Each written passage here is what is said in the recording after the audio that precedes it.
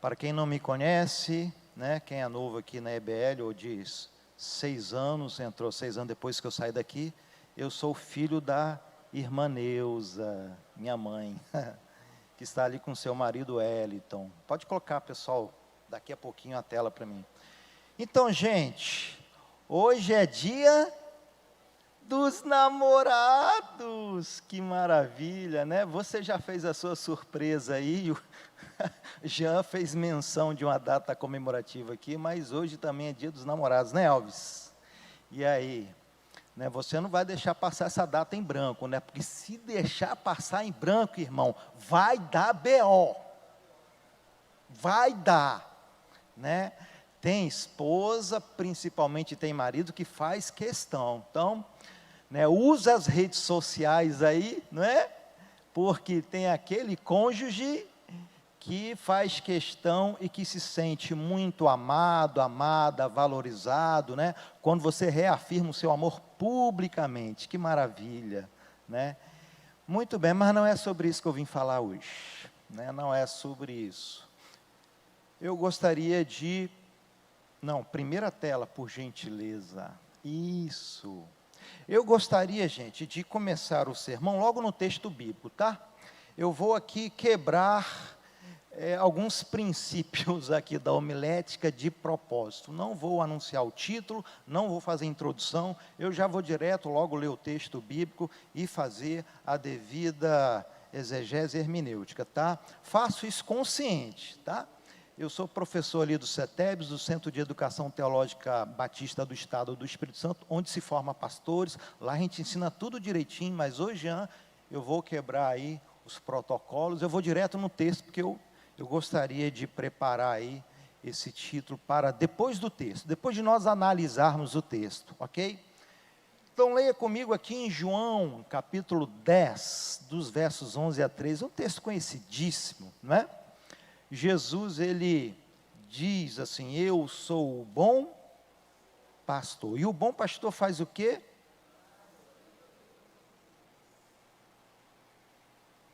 O mercenário não é o pastor a quem as ovelhas pertencem. Assim, quando vê que o lobo vem, ele faz o quê? Abandona as ovelhas e foge. Então o lobo ataca o rebanho e o dispersa. E ele foge porque é mercenário e não se importa com as ovelhas. Esse é um texto que nos oferece algumas plurais aplicações. Dentre elas, Jesus está afirmando aqui a sua messianidade. Você sabia que um dos títulos do Senhor dos Exércitos, do Deus de Abraão, Isaque e Jacó, um dos títulos desse Deus, fazendo menção à sua relação afetiva, carinhosa, com o povo de Israel, um dos títulos era de pastor. Você sabia que o Yahvé, o Deus, né, o Senhor, ele também se apresentava como aquele que pastoreava o rebanho de Israel. Conotação bem diferente dos deuses inventados da época do Antigo Testamento.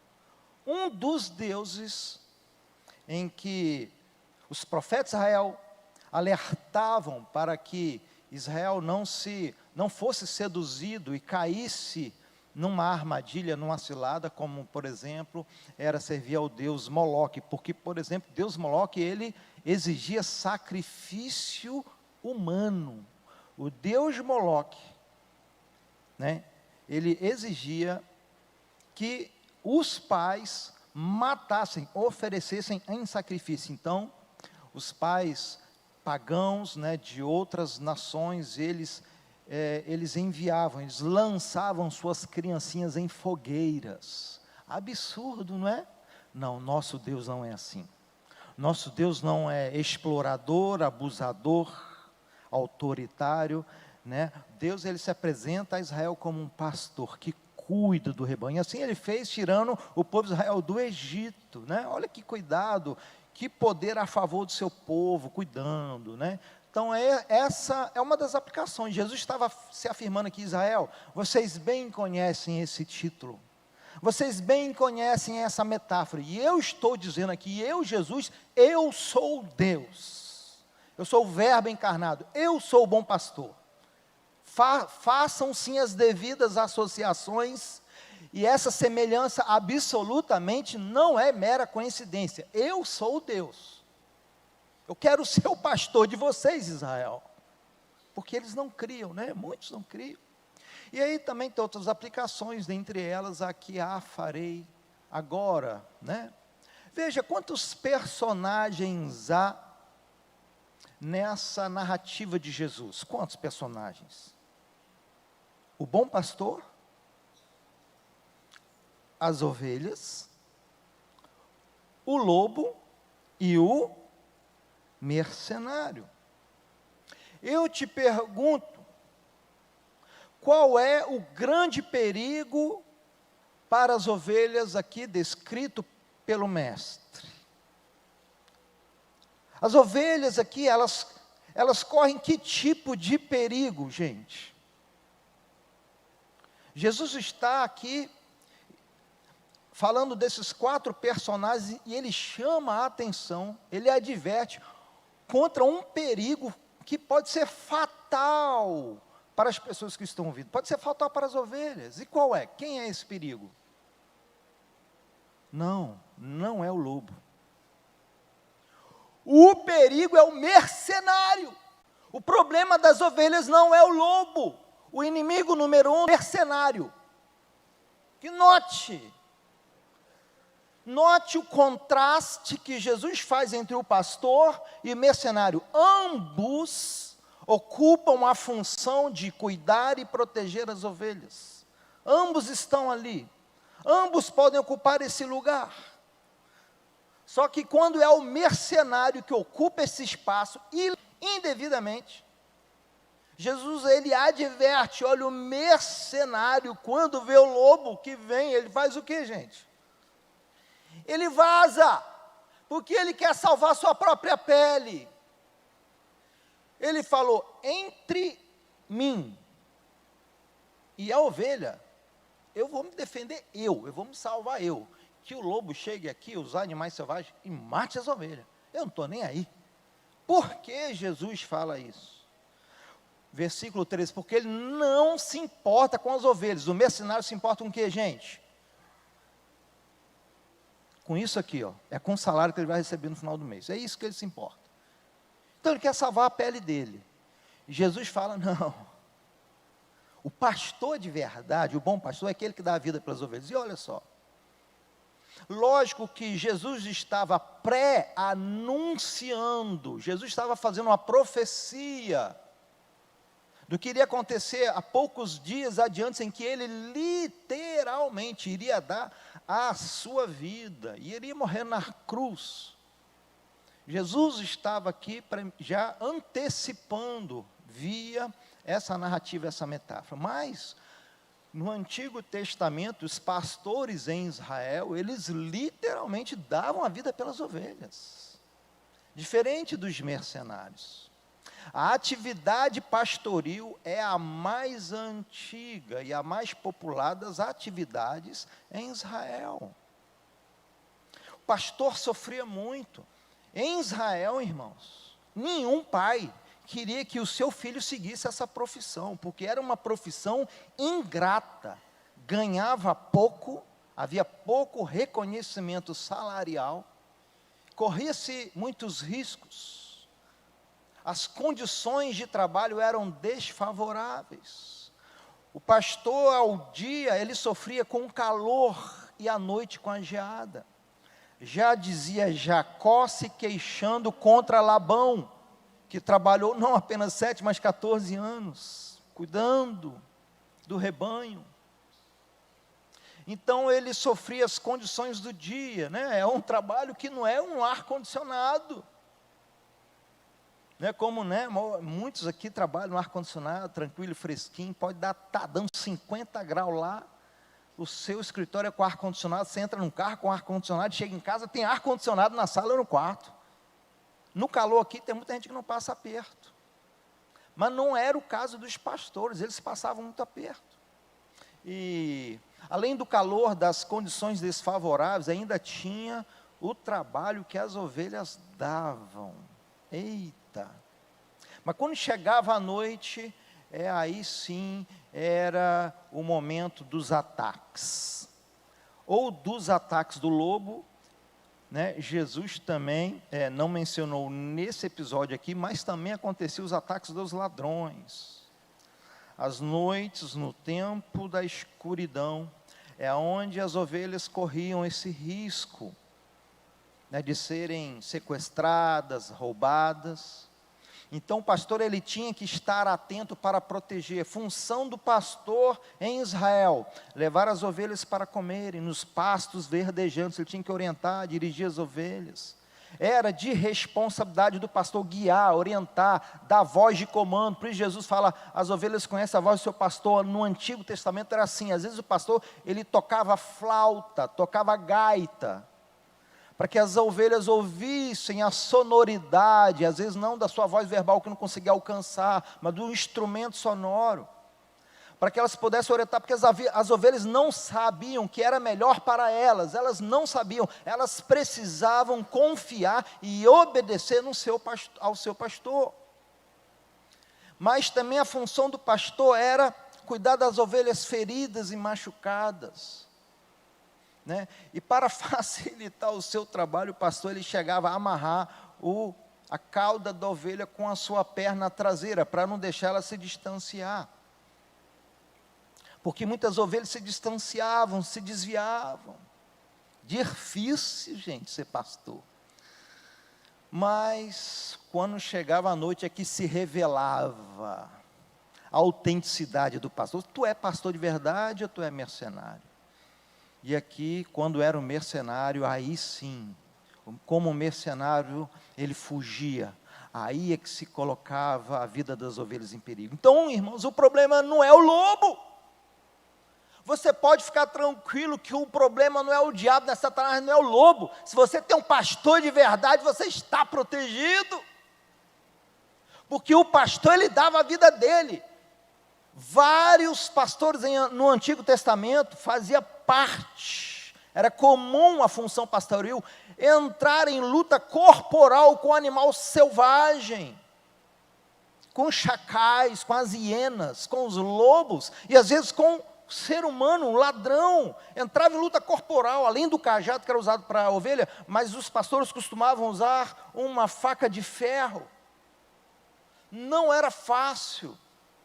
O pastor às vezes sacrificava a própria vida. Sabe, queridos, eu te pergunto, pensando nesse texto então, agora pode passar, agora sim a próxima tela. Eu te pergunto, qual é o maior patrimônio da igreja? Quem é o maior patrimônio da igreja? Analisando esse texto, envolvendo esses 4 personagens, quando você enfrenta problemas no seu casamento, atritos, feridas, mágoas, ninguém se casa para desenvolver depressão, transtorno de ansiedade, pânico, autoestima negativa. Ninguém se casa para desenvolver desejo de se matar. Já atendi algumas pessoas que chegam no consultório falando assim, minha vontade é me matar. Por quê? Tem a ver alguma coisa com seus pais? Não, tem a ver com o meu casamento. Quando eu era criança, eu era saudável, não tinha problema nenhum. Mas quando eu entrei no casamento, minha vida virou um inferno. Não aguento mais traição. E foi 1, 2, 3, 4, 5. Meu marido viciado em pornografia, minha esposa viciada em compra, não aguento mais, posso ganhar 100 mil reais que não dou conta de pagar o cartão, de tanto que ela gasta. Quando você tem problema no casamento, irmão, é uma cadeira acolchoada que vai te ajudar no seu casamento em crise? Quando você está doente, é um ar-condicionado novinho, geladinho, que vai te devolver a saúde?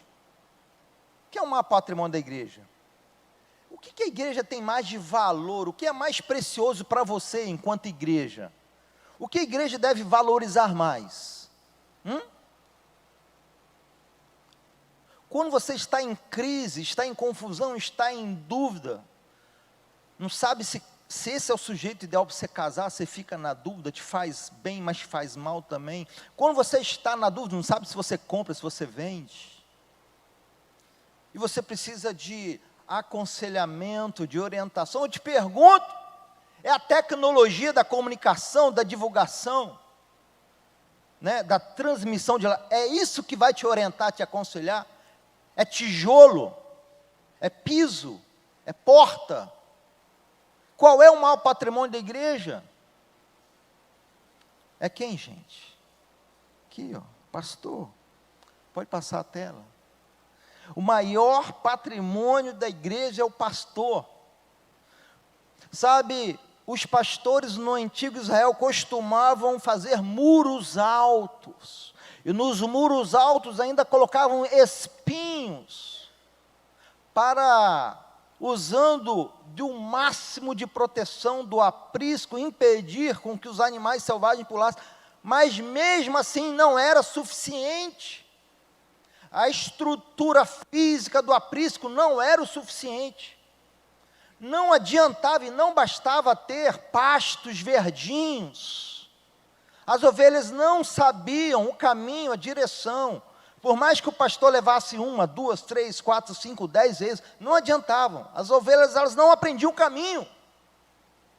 Definitivamente, o maior patrimônio, o que vocês têm mais de importante, irmão, não é essa cadeira que vocês sentam, ou que vai sentar no novo tempo. Não é o aconchego, o conforto. Não é a temperatura ideal da climatização do ar-condicionado quando vocês estiverem em culto. Não é a tecnologia e a boa sonoridade de um som de qualidade, ou de visualização. Não é. É o pastor. Porque quando vocês estiverem doentes, não é estrutura física, não é absolutamente nada que vai ajudar a cuidar de vocês, é o pastor, é ou não é? Quantas vezes vocês ligaram para o pastor Jabes, para o pastor Jair, para o pastor Renato, pastor, estou sofrendo, eu preciso de uma intervenção, me dá um socorro, eu não sei o que fazer com meu filho. Os pastores em Israel, irmão, trabalhavam 24 horas por dia. Durante o dia levando as ovelhas, às vezes davam uma cochilada, uma descansadinha, mas à noite eles ficavam em alerta. Quando o rebanho era muito grande, eles combinavam de juntar os rebanhos, então o pastor ele ficava algumas horas dormindo, enquanto que o outro pastor de outro rebanho ficava acordado, porque era 24 horas de atenção. O lobo poderia aparecer a qualquer hora, a hiena, o chacal, o ladrão poderia aparecer a qualquer hora. Meu irmão, talvez você não saiba, você que fica sentadinho aí na cadeira. Tem gente que pensa assim, quero ser pastor, né? Vi homenagem aqui, pastor Jabes Sunamita. Nossa, como é bom ser pastor, né? É homenageado, recebe presente, leva para casa para almoçar. Nossa, que benção que é ser pastor, né? Ver o pastor Jair sendo homenageado, né, pelos jovens, que maravilha, irmão. Você não sabe o que acontece nos bastidores, as madrugadas. Sabe, eu sou psicólogo, trabalho com saúde mental, e você sabia que uma das funções que sofre mais com a síndrome de Burnout, que é o esgotamento mental em função de relacionamento com pessoas, é a função pastoral de pastor?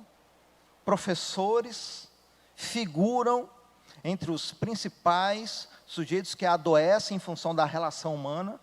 Síndrome de Burnout é um adoecimento em função de relações humanas no trabalho. Então, professores figuram como uma das principais atores que adoecem. E pastor, irmão, a mente do pastor não desliga. Não desliga, é 24 horas, de manhã, de tarde, de noite. Se falta, se uma ovelha apresenta um problema, uma dificuldade, se o pastor ficar sabendo, a preocupação é constante. Não é farsa. Dia do pastor, hoje é comemorado, né, segundo domingo de maio, dia do pastor Batista, que a do pastor presbiteriano é 17 de dezembro, a do pastor da igreja congregacional é 5 de outubro, mas, como em 1995 foi implantado, né, foi instalado o dia do pastor Batista, muitas outras igrejas de outras denominações também adotaram o segundo domingo de junho como dia do pastor da igreja deles também. Originalmente, essa data ela foi instalada em maio. Mas como maio concorria com o mês das mães, mês da família, eles decidiram, lá em 1995, né, adiar para junho. E você sabe qual foi o motivo de se instalar essa data? E é uma data comemorativa, né, entre os evangélicos, de origem brasileira, não foi importada dos Estados Unidos nem de outro país. É uma data criada aqui no Brasil mesmo, pela Igreja Evangélica Batista da Convenção Batista Brasileira, CBB. Você sabe por quê? É porque esse dia do pastor originalmente não tinha esse nome, mas era dia da assistência ao pastor. Né, o colegiado pastoral batista percebeu que tinha muitos pastores já aposentados, e que ganhavam muito pouca aposentadoria e estavam passando necessidade. Depois de dar a vida, de cuidar e pastorear o rebanho, né, muitas igrejas, infelizmente não é o caso da IBL, graças a Jeová, mas muitas igrejas não pagavam INSS ao pastor, mesmo o pastor trabalhando de manhã, tarde, noite, sábado, domingo, mas não pagavam. Às vezes se pagava era pouquinho. Então muitos pastores passando necessidade, doentes, sem receber INSS, aposentadoria, né? Às vezes o pastor, ele até pensava em ter um trabalho secular para complementar a renda. Muitas igrejas, principalmente batistas, não aceitam, elas exigem o pastor de tempo integral, mas coitado, há igrejas que não têm condições de dar um salário digno, igual você tem, irmão. Você não gosta de ter um salário digno? E se uma empresa te oferecer um salário maior, você pensa duas vezes antes de sair da sua empresa local? Você não pensa duas vezes, irmão. Você fala assim, pode deixar que eu mesmo pago meu aviso indenizatório. Não quero cumprir aviso, não. Eu vou para outra empresa, vou ganhar mais. Você não pensa duas vezes. Pastor não é assim, não. Eu conheço pastor que fica 5, 10, 20, 30 anos na igreja, ganhando um salário, sem as devidas condições de trabalho, que você que é ovelha, que você tem. Né, um bom plano de saúde, bom carro, 2 carros, casa na praia, mas muitos pastores não têm essa condição. E aí, em função dessa carência, dessa necessidade, instituiu-se esse dia para arrecadar fundos e ofertas, para ajudar esses pastores em necessidade. Esse foi o motivo do dia do pastor, de ter se instituído o segundo domingo de junho. E então esse tem sido um dia de homenagem aos pastores. Quanta homenagem bonita, né? Colocar a segunda tela. E aí eu quero fazer algumas aplicações aqui, alguma reflexão, trazida pela própria palavra, sobre o cuidado que a igreja precisa ter com seu pastor, haja vista que o maior patrimônio da igreja, o principal responsável pela sua saúde, ovelha, é o pastor. Por isso, foque nele para valorizá-lo. E aqui vocês têm muitos pastores, que bênção, que maravilha. Hebreus 13, 17, o autor dos Hebreus fala o seguinte: obedeçam aos seus pastores e submetam-se à autoridade deles. Eles cuidam de vocês como quem deve prestar contas a Deus. Obedeçam-lhes para que o trabalho deles seja uma alegria e não um peso, pois isso não seria proveitoso para vocês. Quando eu coloquei lá no Google para pesquisar a imagem do dia do pastor, eu achei assim, feliz dia do pastor. Aí um pastor com a Bíblia na mão, no púlpito pregando. E uma função de pregar é a mais fácil que existe do pastor. É a mais fácil, é a mais tranquila. Se tem uma coisa que nós gostamos, é isso aqui, microfone, é pregar, ministrar, meu irmão. Pensa no prazer que nós temos. Isso é muito fácil. O difícil é o cuidado. Eu não coloquei essa imagem de feliz dia do pastor, um pastor com a Bíblia na mão num púlpito, porque isso não representa o principal papel e função do pastor. A principal missão e atribuição, o que Deus espera que o pastor faça é cuidar da sua vida, do teu crescimento, da tua saúde, espiritual também, que você consiga permanecer firme na fé para chegar ao céu também, Lógico que como você é um ser integral, você não se divide, não tem como fragmentar o ser humano em parte espiritual, parte emocional, parte financeira, parte conjugal, parte familiar, parte... Não tem como. Né? Você é um ser íntegro, integral. Se afeta a tua vida emocional, vai afetar a espiritual. Se você sofre de insatisfação no lar, conjugal, se você se sente impotente diante do seu filho, se você está sofrendo algum tipo de transtorno, seja um adoecimento em função do trabalho, muitas preocupações, assédio moral no trabalho, atritos constantes na sua relação de trabalho, se você está recebendo muitas cobranças, metas inatingíveis. Essa semana comecei a atender uma pessoa que entrou em depressão porque as metas estavam sendo estabelecidas na época da pandemia, eram impossíveis de alcançar. O sujeito entrou em depressão, começou a tomar medicação com um psiquiatra, está tomando durante 2, 3 anos, precisa de ajuda para fazer o desmame da medicação.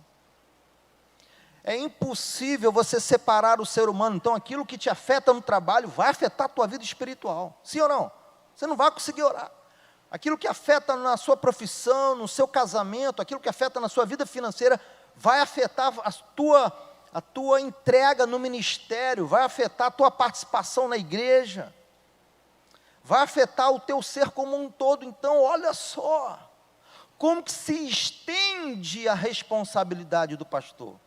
Olha só como é que se expande a responsabilidade e a função do pastor. Ele já não é mais responsável em te ajudar, em te dar suporte na sua trajetória espiritual de vida cristã, mas espera-se que o pastor também seja um conselheiro conjugal, familiar, que ele possa mediar o conflito entre nora e sogra, entre genro e sogro. Espera-se que o pastor faça visita e dê um suporte quando o sujeito está passando por um período difícil na sua saúde.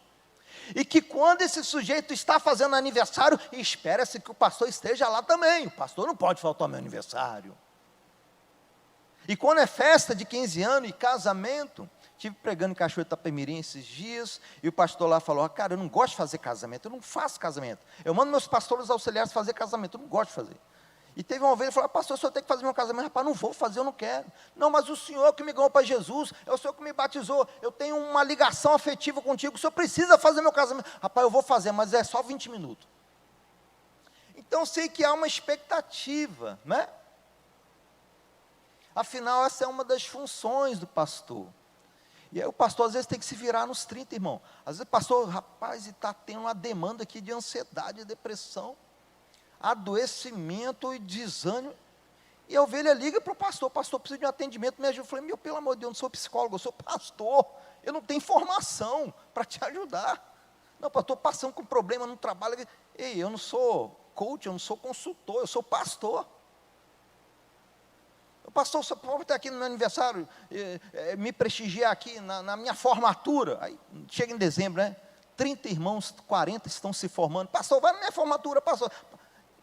O pastor já pode botar aqui Jair, pastor Renato, não dá conta de atender todo mundo. É muita demanda, né, irmão? Esse é o cuidado, né? Essa função é o cuidado. Diz aqui, eles cuidam de vocês. E outra, o pastor tem que prestar conta diante de Deus, porque vocês são ninguém mais, ninguém menos do que a noiva de Cristo. Olha a responsa. Rapaz, minha esposa vai ficar aqui, eu amo a minha esposa, eu dou a vida pela minha mulher. Isso aqui é o que eu tenho mais de precioso no mundo, hein? Já pensou, mulher, você ouvir isso do seu marido hoje? Isso aqui é o meu maior tesouro. Eu vou ali, você cuida bem dela, porque se acontecer alguma coisa, eu arranco teu couro. É mais ou menos isso aí que Deus chamou os pastores para fazer. A noiva é minha, não é tua. Não é para você explorar da igreja, não é para você abusar da igreja, não é para você usar a igreja para a realização dos teus sonhos e desejos. A esposa é minha, a igreja é minha. Eu estou te colocando aqui para tu cuidar, mas tu vai ter que prestar conta diante de mim. Vai ter que prestar conta. Então, irmãos, os pastores servem a igreja com temor de que a igreja tem um dono e eles terão que prestar contas a Deus. Né? É por isso que o autor bíblico fala: ô igreja, dá uma ajuda ao pastor, é muita demanda. Às vezes o pastor quer fazer curso de contabilidade, irmão, porque o irmão está com problema financeiro em dívida, vai pedir conselho ao pastor. Meu Deus, eu não tenho formação em finanças, eu vou estar fazendo ajuda. Aí o cara vai lá e faz faculdade de contabilidade para ajudar a ovelha. O pastor, estou com problema conjugal, o cara vai lá e faz faculdade de psicologia para ajudar a ovelha. Ô pastor, estou com problema, teve um pastor que em Niás foi fazer medicina, irmão. O cara pastor, já teólogo, pastor, foi fazer medicina lá em Vitória, 6 anos. Que loucura! Pastor conhecido da cidade, do estado. Pastor, meu Deus, diante de tantas demandas, preocupado, né? Quer cuidar das ovelhas. Por isso que o autor falou, dá uma ajudinha ao seu pastor, obedeça a ele, pelo amor de Moisés. Não dificulta o trabalho do pastor, não. Não seja igual as ovelhas lá de Israel, não, irmão. Meu Deus do céu, o pastor está ali apontando o caminho, apontando a direção para o bem da ovelha. E tinha as ovelhas, irmão, que davam escapulida, por isso eu falei, né, no Antigo Testamento, às vezes o pastor ele amarrava a cauda na perna. Às vezes a ovelha podia olhar para o pastor assim, você está me fazendo mal. Não é o mal que eu estou te fazendo. É como diz Macabeus, há males que vêm para bem. Brincadeira. Não é o mal, eu estou querendo te proteger. É que você não consegue enxergar isso, que você não consegue enxergar um palmo à tua frente. Mas eu que sou seu pastor, eu consigo enxergar. Uma vez um casal, eu fui pastor na EBI, quando a EBI começou, fui o primeiro pastor da EBI, lá no Interlago. Eu assumi a igrejinha lá com 14 pessoas. A metade era tudo adolescente. A gente se reunia em 20 metros quadrados. E teve um casal que eu já acompanhava, muitos atritos conjugais e tal. E o marido chegou assim, estou precisando fazer faculdade, começar a fazer faculdade. Eu falei, cara, se você for fazer faculdade do nível que está, a tua interação conjugal, mas é certo, irmão, que é você entrar na faculdade, você já é ausente durante o dia, vai ficar ausente à noite, com trabalho de faculdade, sábado, domingo, tua esposa não vai aguentar, o divórcio é certo. Não sou profeta, não tem nem espírito de revelação, mas não precisa ter não. E eu aconselhei, cara, não faz faculdade, agora, faz depois, agora não. Às vezes, irmãos, o pastor ele tem que frustrar os planos e os desejos por orientação, por cuidado, por amor, porque o pastor consegue enxergar lá na frente. Graças a Jeová, ele ouviu o meu conselho. Estabilizou, demos sequência ao acompanhamento. Depois ele entrou na faculdade, se tornou engenheiro civil. Hoje ele até mudou do estado, engenheiro civil, trabalhou muitos anos ali como na Brametal e está muito bem fora do estado. Ronaldo lembra, né? Então, irmãos, ajuda, olha só, obedeça aos seus pastores e submetam-se à autoridade deles. Eles cuidam de vocês como devem prestar contas a Deus, obedeçam-lhes para que o trabalho deles seja uma alegria, irmão, para que eles tenham a alegria de exercer a vida pastoral, de orientar, de cuidar, de aconselhar. O camarada sai da casa dele, vai na sua casa, irmão, deixa os filhos. Vai lá, te dá atenção, aconselha, orienta, siga a direção e orientação, reflete, considere o que o teu pastor está te orientando, para que seja uma alegria para ele, não um peso, porque a vida de muito pastor é um peso, e tem um monte de filho de pastor, irmão, que jamais quer ser pastor, igual lá em Israel. Em Israel, os pastores encorajavam os filhos a não ser pastor. Meu filho Ricardinho, esses dias atrás, pai, estou pensando em ser missionário, vou fechar a loja, vou amar a Deus, vou servir a Deus. Eu falei, calma, pelo amor de Deus, calma. Aí eu fui abrir meu coração com o pastor amigo lá em Vitória, que fui pregar na igreja dele lá, para as famílias lá, pastor presbiteriano. E aí, pastor, rapaz, meu filho, pior que meu filho também foi para Jocum, cara, foi missionário. Eu falei, cara, para que eu fui abrir meu coração? Não, rapaz, deixa o seu filho, deixa ele ter experiência com Deus. Irmão, não é fácil. Graças a Deus, né, o pastor Jabes aqui tem um modelo de gestão herdado pelo modelo de gestão do pastor Zé Maria, que favorece, que facilita demais, né? Mas irmãos, eu viajo por aí, ministrando em várias igrejas, e quando a gente senta para tomar café, as queixas são inúmeras, feridas abertas há ano, pastores que estão na igreja, não exercendo a função pastoral com alegria, com prazer, com peso. Quando está sentadinho na cadeira ali, pensa assim, né, vê o pastor pregando, nossa, que massa, que legal, o pessoal aplaude, o pessoal dá glória a Deus, o pessoal dá presente, o pessoal honra. Ah, irmão, você não conhece os bastidores. Não é só isso não, a vida de pastor não é vida de glamour. Eu me lembro uma vez eu pregando, né, aí eu desci na mensagem, aí teve um irmão que falou assim, pastor, não gostei da sua mensagem não. Eu falei, por quê? Porque o senhor pregou a mesma mensagem no ano passado. Eu falei, rapaz, você tem uma memória de elefante, irmão. Como é que tu lembra? Eu falei, mas tu lembra que eu acrescentei alguns tópicos aqui? Mas o grosso, né, o esqueleto da mensagem foi mesmo. Eu falei, é porque entra gente nova na igreja, né? Então precisa ouvir. Aí passou 5 minutos, teve um irmão que quase voou no meu pescoço, pastor, que mensagem maravilhosa, o senhor gravou essa mensagem, que fantástica, foi a mensagem mais linda, mais poderosa, mais edificante que eu já ouvi em todo o meu tempo de crente. Eu falei, rapaz, como é que é a vida de pastor? Você faz a mesma coisa, um odeia, um ama, um critica, um elogia. É impossível agradar todo mundo, irmão. Impossível. Se você usa notebook, o cara fala para você usar tablet. Se você usa manga comprida, o cara cafona, Tom Brasil usa manga curta. É muito difícil, irmão. Eu estou falando de coisa simples, né? Mas e quando o pastor orienta, aconselha, a ovelha não segue, cria oposição, irmão, não torne o trabalho do pastor Jabes, o trabalho do pastor Jair, não torne o trabalho do pastor Gersino, pronunciei corretamente? Não torne o trabalho do pastor Renato, tem mais algum? Giovanni, lógico, Giovanni, né, o nosso pastor queridíssimo, pastor Jairo, né, que ainda não voltou. Então, né, não torne pesado, irmão, ajuda, eu sei, talvez você não se dê conta que é um processo, um movimento inconsciente, mas eu sei que quando você ouve a palavra autoridade, caramba, autoridade, se submeter, Ricardo, usar essa expressão, em pleno século XXI, onde tem lei de tudo, meu irmão. O IFES, esses dias, fez um movimento no IFES, no dia aí, né, mundial contra a LGBTfobia.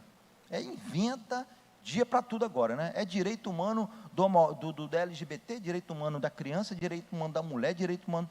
Não tem direito humano do homem ainda não, né? É só da mulher, da criança, do idoso, da LGBT. É direito humano para tudo quanto é calado.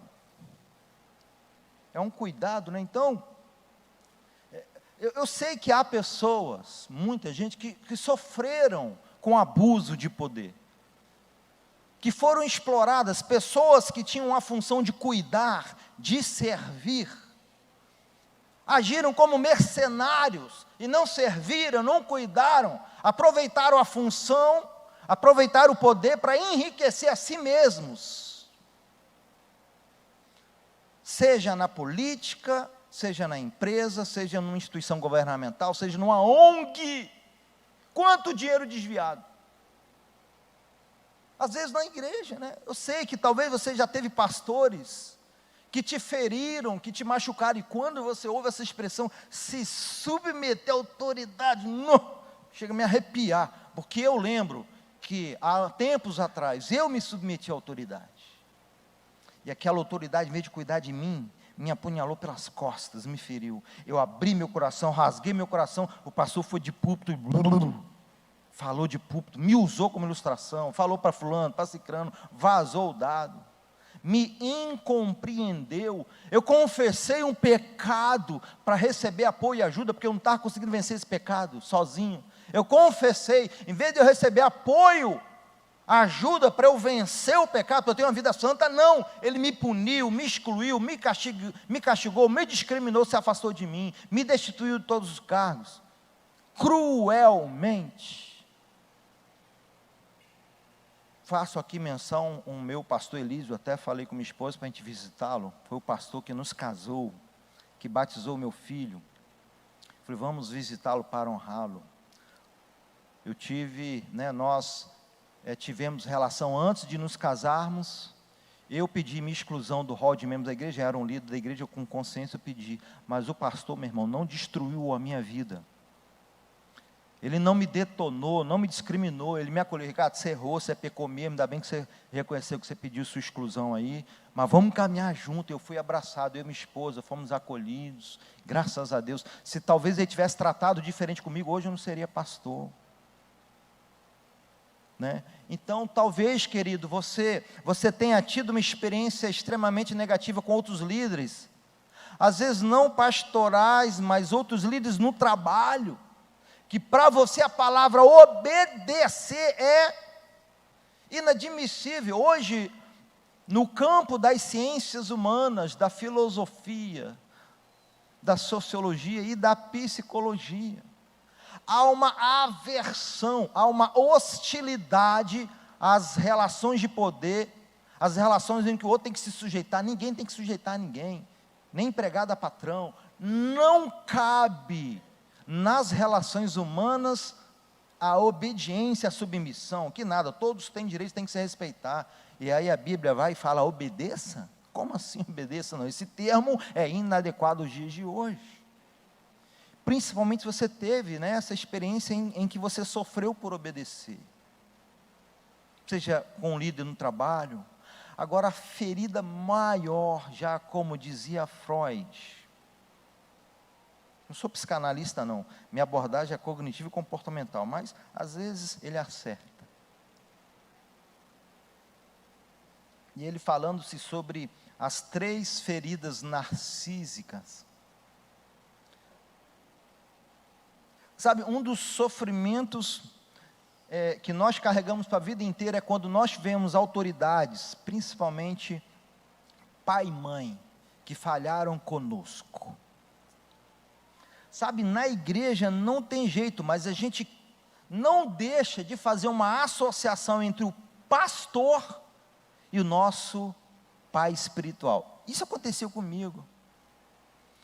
Meu pai, de vez em quando minha mãe senta, minha mãe nunca fez uma alienação parental, não obstante, após um período da minha vida, eles terem se separado. Meu pai era alcoólatra, vítima do vício do álcool, mas minha mãe sempre falou bem do meu pai. Falou, o pai de vocês bebia, mas ele não deixava faltar nada em casa. Mãe, mas papai, mas o seu pai lá no Rio de Janeiro, ele saía para vocês, ele levava vocês no clube, na piscina. Que bacana minha mãe fazer esse papel. Hoje eu sei o que é alienação parental, na época eu não sabia. Minha mãe sempre protegia a imagem do meu pai e fazia com que eu pudesse enxergar o lado bom, positivo do que meu pai fazia. Mas ainda assim há feridas, ainda assim há um desencadeamento de sofrimento, de dor, que afeta a nossa leitura, como nós enxergamos todas as outras figuras de autoridade quando a gente se torna adulto. E aí, se a gente teve um pai, se você teve um pai violento que usava da sua autoridade e pedia para você obedecer, e te usou, meu Deus, quantas filhas e filhos sofreram abuso sexual do próprio pai? Quantas vezes eu ouço isso no consultório? Filhos e filhas que apanhavam, filhos e filhas que o pai botava arma, às vezes botava a arma para atirar na mãe, o filho entrava no meio, para defender a mãe, mas morrendo de medo. Quantas vezes eu vi a história do pai chegar alcoólatra, bêbado em casa, os filhos saíam de casa, a mãe ligava, sai, antes seu pai chegue, porque se ele chegar ele pode bater, e pode cometer violência, e os filhos saíam de casa e dormia na rua, na fazenda, no sítio, debaixo da geada, com frio, só voltava, depois o pai voltava a trabalhar. Quantos que sofreram com a autoridade? Imagina, pessoa que passou por todo esse trauma, chega na igreja, aceita Jesus como Salvador do Senhor, e aí dá de cara com a autoridade que ela tem que obedecer, e ela tem que se submeter, e ela tem que ouvir ordem. Sabe, há uma outra versão aqui, que diz, obedeça aos seus pastores, submeta a sua autoridade dele. Há outra versão que diz, sigam as suas ordens. Eu falei, o que? Eu ouvi ordem mesmo. Eu tenho alergia a essa palavra. Porque essa palavra ordem, obedecer, submissão, me remete à minha figura paterna. E eu tive uma péssima figura paterna. E sabe o que acontece?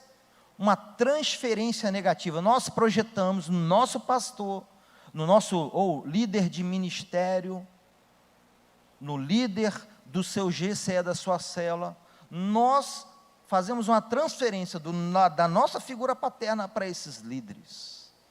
Então a gente apresenta uma resistência ao pastor, ao líder, sem que a gente se dê conta disso, em que essa resistência ela foi fundada lá na relação com o pai, com a mãe, ora abusivo, ora omisso, e sem a gente perceber, a gente transfere. A gente não suporta ouvir uma voz de comando. Há pessoas que não toleram, não suportam, porque inconscientemente, mas o organismo, a estrutura psíquica da pessoa, a faz rememorar a dor e o sofrimento de ter se submetido à autoridade de, entre aspas, mercenários e não pastores de verdade. Quantos que foram abandonados pelos pais e mães? Quantas histórias eu já ouvi. Eu tinha 10 anos, eu tinha 9 anos, eu era muito apegado ao meu pai, muito apegado. Éramos unha e carne. Mas no outro dia eu acordei, cadê meu pai? Meu pai me abandonou. Meu pai saiu de casa, separou da minha mãe. Pessoas que sofrem com medo de ser abandonadas. E aí o pastor Jabe chama, vem aqui conversar no gabinete, eu me importo com você, eu quero cuidar de você. Fiquei sabendo que você está passando por um momento difícil, vem aqui, eu quero te pastorear. Liga, eu quero ir na sua casa te visitar, eu quero cuidar de você. Ou o pastor Jabes designa um líder, um evangelista, um ministro, pastor, vai lá, cuida, pastoreia, visita, dê suporte. A pessoa nem pediu, meu irmão, dá glória a Deus de pé, que tem pastor que é só de gabinete, é só pastor administrativo.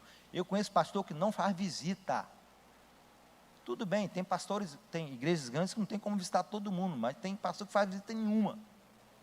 Não recebe atendimento uma vez por mês, não faz, não é do perfil, não aconselha, não está nem aí, irmão.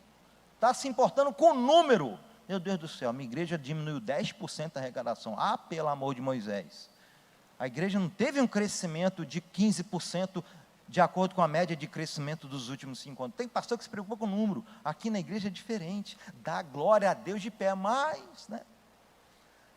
Aquela pessoa, aquela criança que se tornou adulta, talvez você que está nos assistindo aí, pela net, na sua igreja, tem medo de ser abandonado, e há pessoas que elas não querem criar um vínculo com o seu pastor, não querem criar um vínculo, seja com seu líder de ministério, de GCE, porque elas têm medo de ser abandonadas. Eu vou me entregar, vou me afeiçoar, vou amar, eu vou criar expectativas, e ele não vai me corresponder, eu prefiro nem me aproximar, não quero ter intimidade, não quero esperar nada. Pessoas que mantêm distância, irmão. Sabe, quando uma ovelha ela se desgarrava do rebanho e ia longe, era função do pastor largar as ovelhas ali em segurança, comendo no aprisco, e ir socorrer, ir em busca da ovelha perdida. Largava os 99 e ia em busca. Os pastores faziam isso. Mas em alguns casos não dava conta, porque eram 1, 2, 3, 4 que se desgarravam. E aí o pastor usava quem? Ele enviava os cães.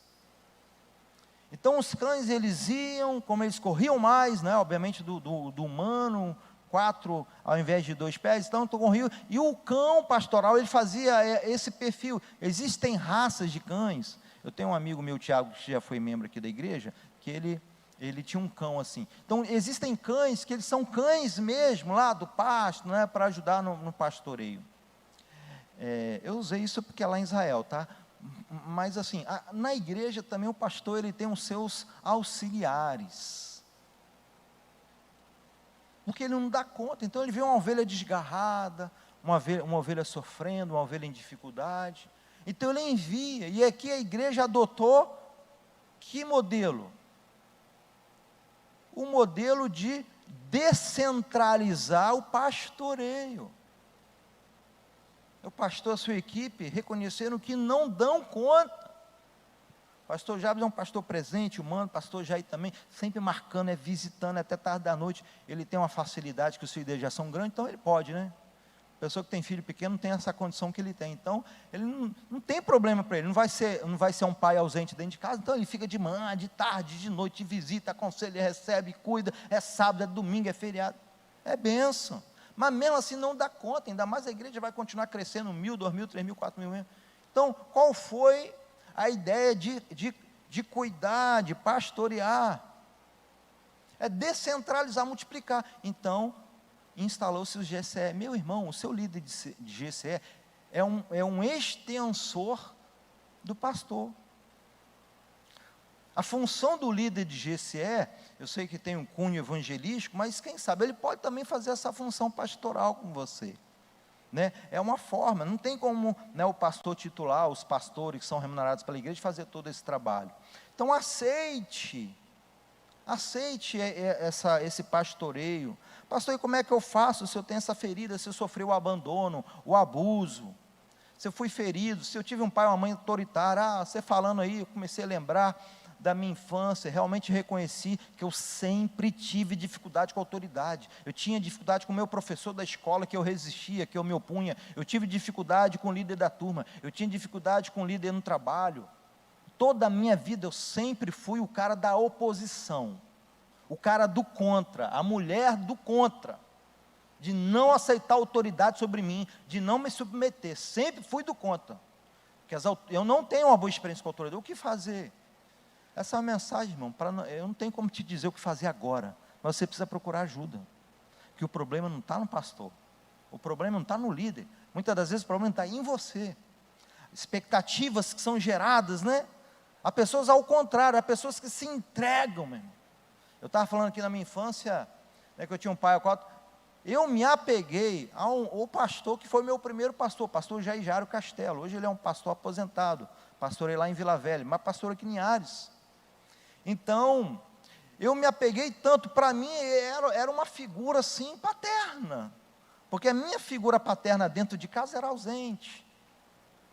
Então, eu admirava aquele pastor, as pregações, as palavras, eu o admirava como meu pai, eu desenvolvi um afeto como meu pai. Meu irmão, quando ele mudou para Vila Velha, eu saía de Linhares, eu ia lá para Vila Velha assistir os cultos, eu saí daqui para pedir um conselho, ficar com a igreja de 300, 400, 500 membros, ele me atendeu, era um guri, adolescente, eu acho, viajava, eu acho que é maior de idade, não sei se podia viajar sozinho adolescente, eu acho que não, eu devia ter 18 anos, então, ele me atendia, olha, né, mas cuidado, com essas expectativas que você projeta no seu pastor, né, em todos esses que eu listei aqui, eu sei que tem as esposas também, mas eu não vou lembrar o nome de todo mundo, então, do pastor, dos pastores, das pastoras, ou do seu líder de Jesus, cuidado com essa expectativa que você projeta, e que você se fere por causa de expectativas frustradas, e que muitas das vezes não é culpa do pastor, não é insuficiência ou incompletude do seu líder pastoral, não é. Às vezes suas expectativas estão altas demais, às vezes o que você espera dele e dela é que seja um pai, uma mãe de verdade, eles não têm condições de ocupar esse lugar, esse espaço na sua vida. E o que eu faço com esse buraco que é em mim? Procure ajuda. Às vezes você precisa procurar ajuda psicológica, porque enquanto você não se tratar disso, irmão, você não vai conseguir conviver em comunidade com liderança. Pode colocar o outro texto. E sabe uma das coisas, apareceu água. E sabe uma das coisas que mais fere o pastor, que mais machuca o pastor, se chama ingratidão. Hebreus 13:7 diz: lembrai-vos dos vossos pastores, que vos falaram da palavra de Deus, a fé dos quais imitai, atentando para a sua maneira de viver. Uma das coisas que mais fere e machuca o pastor é quando o irmão esquece dele, esquece, sabe? Pastor é humano, vocês já estão acostumados a ouvir isso aqui, pastor é humano. Um ano, às vezes, num determinado ano, o pastor vai conseguir ir lá na sua festa de aniversário, te prestigiar. Aí você cria aquela expectativa, né? No ano que vem também, vou até fazer aqui, né, um bobó de camarão, um VG, vou até fazer um robalo, né, Wellington? O Wellington vai preparar lá, vou até fazer, que o pastor vai vir aqui de novo. Só que ele não vai poder ir. Foi no ano passado, não pôde repetir. E aí? Aí você vai falar mal, vai criticar, vai reclamar? Tem dia aqui que o pastor Jazz, pastor Jair, pastor Renato, pastor Gessino, pastor Giovanni, prega uma mensagem aqui, nossa, que mensagem, rapaz, isso aí é meu pastor. Aí você chega e elogia. Aí tem outro dia que ele prega uma mensagem, não te edifica tanto, tem nada a ver, o pastor foi rude, o pastor foi raso, foi superficial. Aí você vai ficar falando mal do pastor? Você não lembra da mensagem que te edificou, que te ajudou você a tomar uma decisão acertada na segunda-feira?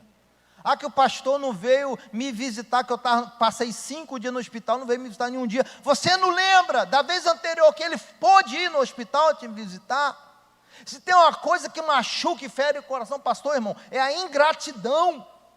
O autor diz, lembrai-vos dos vossos pastores. Tenha em consideração, olha só o outro texto, ele é ainda mais incisivo, 1 Tessalonicenses, capítulo 5, versículo 12, agora pedimos a vocês, irmãos, que tenham consideração para com os que se esforçam no trabalho entre vocês, que os lideram no Senhor, e os aconselham, aqui ele está falando de pastor, tenham-nos na mais alta estima, com amor, por causa do trabalho deles.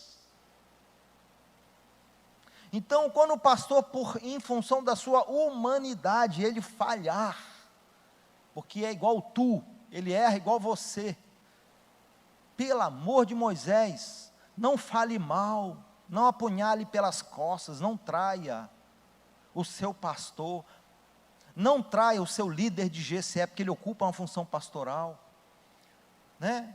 Que o pastor, meu Deus do céu, estava doente, estou passando problema, o pastor nem me liga, às vezes nem sabe que você está passando problema, e você está reclamando que ele está te ligando. Cuidado com essas expectativas que você quer projetar no pastor, aquela figura de pai, que você anseia até hoje, suprir essa carência de pai e mãe. Ajuste as suas expectativas. Então, tenha consideração na mais alta estima. E tem pastor, irmão, que faz papel de pai mesmo. Uma vez, me lembro na EBI, veio a esposa para o culto no domingo à noite, eu perguntei, onde está o seu marido? Pastor, o senhor sabe, já sabe. Realmente eu já sabia, que eu tinha um grupo de discipulado que ele fazia parte, era um grupo de estudo toda semana, eu já praticava a célula na época, e ela falou assim, olha, o senhor já conhece, né, meu marido, né?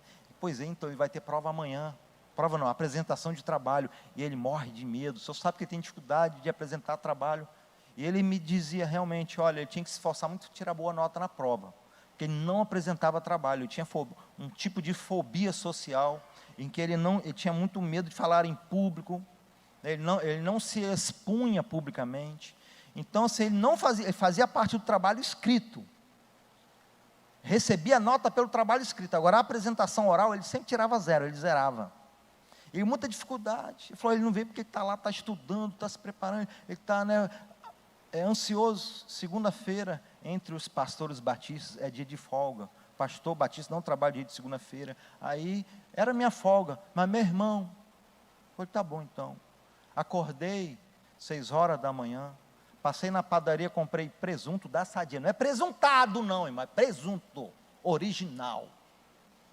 mussarela, presunto, pão quentinho, manteiga, iogurte, leite, eu só não levei café, e quando eu cheguei, bati a porta, falei, meu Deus, pastor, que uma hora dessa, o que eu tenho que fazer? Estou preparando para apresentar o trabalho, quando eu cheguei lá, vim tomar café com vocês, está tudo aqui, ó.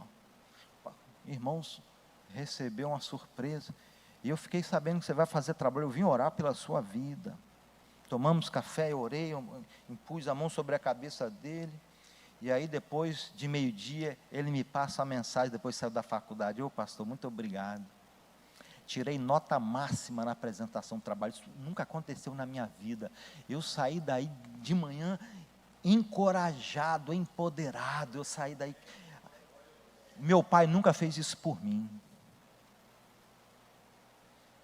e realmente ele é filho de pai separado e teve um pai biológico ausente, um padrasto que não tinha tato afetivo, né?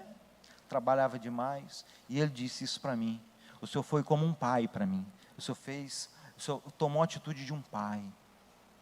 Oh, irmãos, lembre-se que muitas das vezes o seu pastor, seja o Jabes, o Renato, o Giovanni, os outros que passaram por aqui, o seu líder de célula, te trataram como um pai. Quando ele não conseguir te tratar assim, quando você se frustrar, compreenda, tolere, perdoe, procure saber antes de falar, de criticar. Tenham-nos na mais alta estima, não tenha memória curta, não se esqueça por todas as bênçãos, agradeça por causa do trabalho deles. Vamos ficar de pé para a gente orar? 11 horas.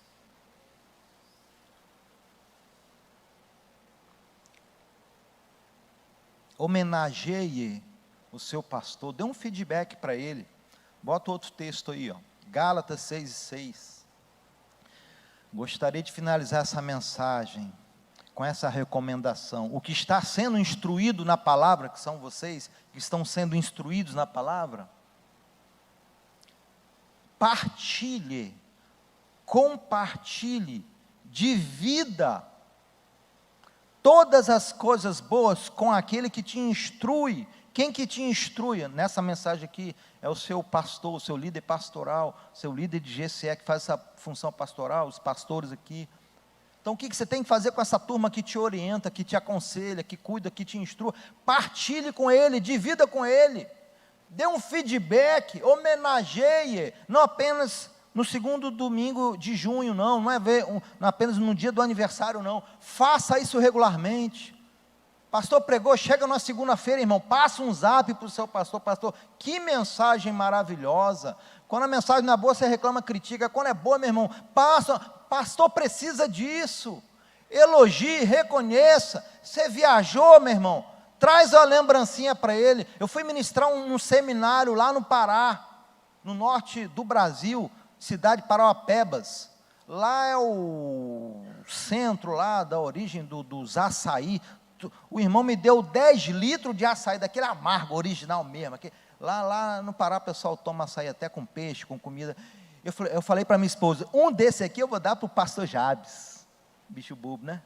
Lá no Pará, lembrando o pastor. E eu trouxe, eu falei: pastor, cuidado que é amargo, né? Ele falou: ô Ricardo, rapaz, eu fui tomar ontem de manhã, que trem amargo. Ô pastor, que esse é original, não é igual os que faz aqui, que mistura, né, com banana, com morango, com açúcar, não. Lembra-te do teu pastor, considere, divida com ele, é uma palavra de reconhecimento, de elogio, incentiva, irmão. Você não sabe quando o pastor sofre de preocupação, de cuidado, de oposição, de ser criticado, de deslealdade, né? Então, peça perdão ao seu pastor, igual eu já fiz algumas vezes com o pastor Jabes, já fiz algumas vezes com outros pastores, pedir perdão ao pastor: eu vou reconhecer aqui que eu errei, eu falhei contigo, eu não era para eu ter feito isso que eu fiz com o senhor, me perdoa, pastor, que o senhor já abençoou tanto a minha vida, eu não podia ter feito isso com o senhor, no momento que era para eu ter compreensão, tolerância. Você pode fazer isso, irmão? Vamos fazer, vamos praticar, amém? Vamos orar? Queria chamar minha esposa aqui na frente.